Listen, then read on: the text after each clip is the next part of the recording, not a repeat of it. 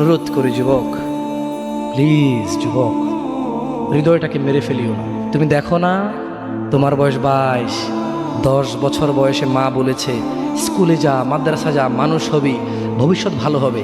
তুমি শোনোনি cricket, football, cinema, নাটক, কোথায় বিয়ে, কোথায় গায়ে হলুদ, গান বাজনা বাজিয়ে তোমার জীবন কাটাই দিছো। যুবক দেখো, 22 বছর বয়সে তুমি মূর্খ। তোমার পাশের বন্ধু পাইলট স্কুলে পড়ে, হ্যাঁ 10টা টিউশনি পড়ায়, 30,000 টাকাও কামায়।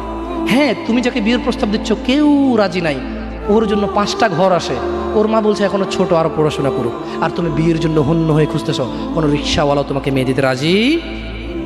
তুমি দেখো 10 বছর 15 বছর বয়সে যদি মায়ের ওই কথা মেনে নিতা, তাহলে তুমি আজকে উপকৃত থাকতা। আমি জামশেদ মজুমদার 27 বছর বয়সে এসে তোমাকে বলছি তুমি গান বাজনা ছেড়ে দাও। ইনশাআল্লাহ 60 বছর পরে মারা গেলে, 30 বছর পরে মারা গেলে, 70 বছর পরে মারা গেলে ওই উপকৃত হবা। আর তা না হলে এই গান বাজনার সাথে তুমি তোমাকে ধ্বংস করে দিচ্ছ।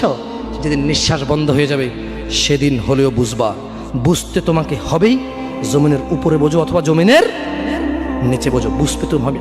শোনো, আল্লাহ কোনো কিছু বলেছে আর তুমি বুঝবা না, আহা হা, পার পাওয়া যাবে না। তবে তোমাকে বলি, যা করেছো করেছো, যা গান বাজনা শুনেছো শুনেছো, এবার আল্লাহকে ভয় করে সব ছেড়ে ইস্তেগফার করো। বলো, আল্লাহ আমাকে ক্ষমা করেন, আমার এই 2 কানে গলিত সীসা ঢালিয়েন না। ইয়া আল্লাহ, ইয়া আল্লাহ, আজকে আমি উপলব্ধি করছি, আল্লাহ আমি আর কখনো বাদ্যযন্ত্র দিয়ে নিজেকে আনন্দিত করব না।